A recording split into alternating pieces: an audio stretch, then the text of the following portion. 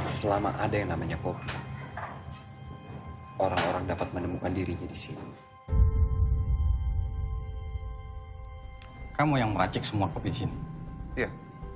Saya kesini untuk memberikan sebuah tantangan khusus untuk Anda.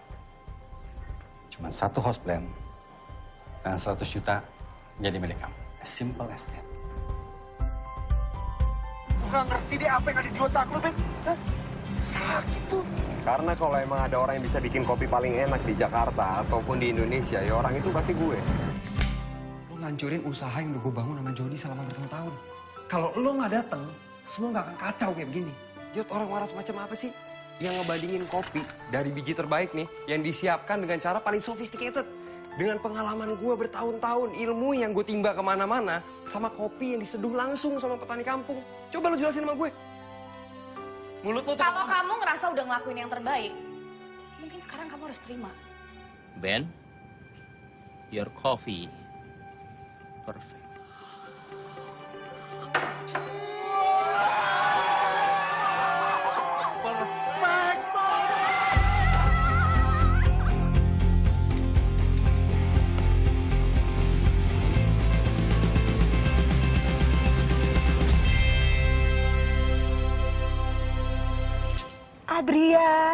Adrian kalau minum bagi-bagi dong.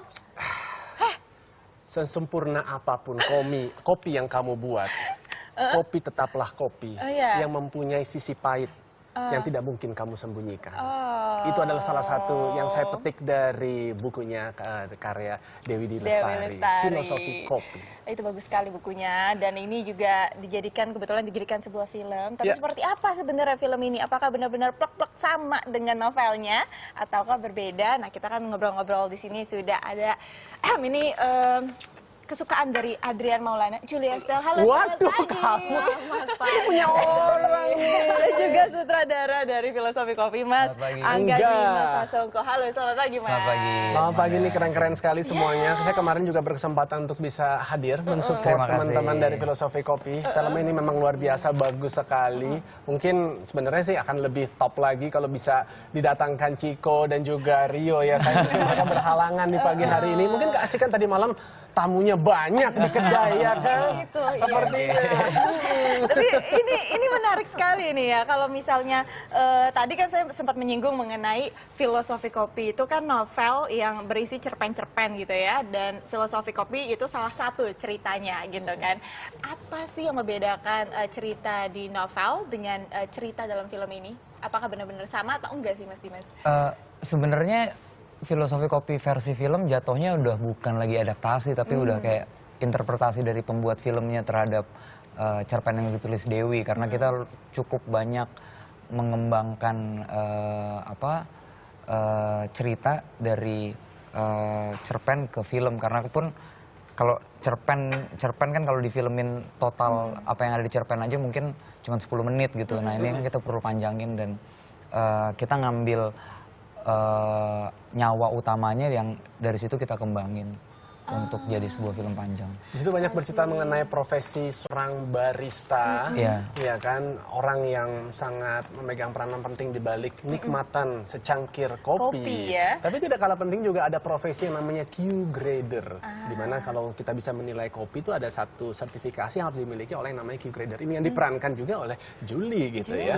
Coba bisa diceritakan sedikit dong tentang pengalaman kamu syuting di Filosofi Kopi ini. Iya, jadi memang di sini kan saya berperan sebagai L, yaitu seorang Q-grader.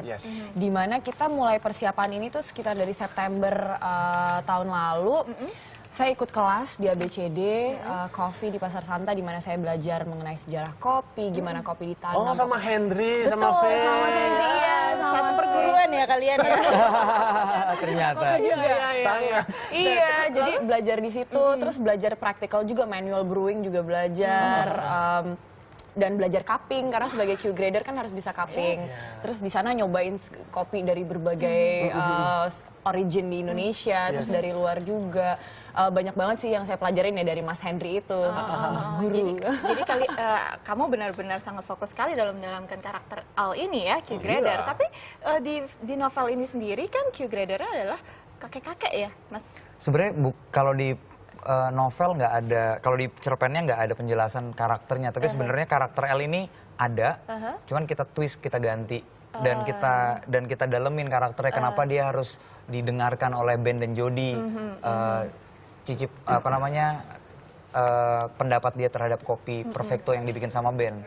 Nah kalau di novel nggak ada penjelasan itu, di film kita jelasin supaya make believe dan penonton bisa relate gitu sama apa yang Luar terjadi. biasa.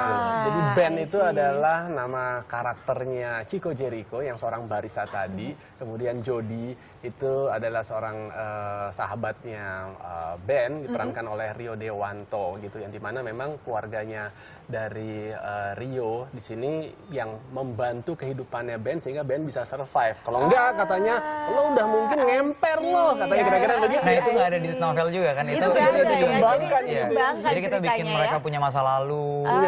Lalu bagaimana tanggapan Mbak Dewi Lestari terkait perkembangan cerita dari Pertama kita memang ada workshop sama antara tim penulis sama sutradara sama tim produser sama Mbak Dewi itu ada workshop gitu untuk gali lagi tulisannya dia tentang apa sih sebenarnya makna cerita filosofi kopi ini. Sebenarnya kan pada akhirnya yang kita lihat kalau kita mau mendalami tulisannya bukan cuma cerita tentang kopi. Kopi bukan jadi benda di cerita tersebut, tapi kopi itu makna. Makna yang kemudian rasa cinta, ada relationship, hubungan ayah sama anak. Dan itu yang kita kembangin. Jadi setiap karakter dalam film ini punya masalah sama masa lalu dan sama orang tua masing-masing yang dijembatani oleh kopi. Aduh, keren, ini keren banget, luar biasa. Kamu tuh wajib nonton karena hari ini udah ada di seluruh Indonesia filmnya tanggal 9. Tapi kamu jangan jadi spoiler dong, Adrian. Kamu awas ya kalau cerita-ceritain, saya biar nonton sendiri aja. Tapi kalau misalnya selama proses syuting itu berjalan, apa pengalaman paling menarik kalian?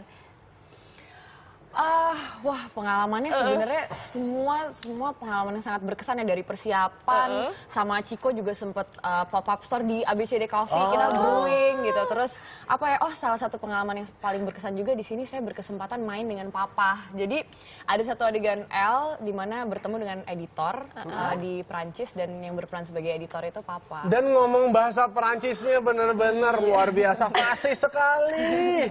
Coba Najwa, sedikit dong, coba.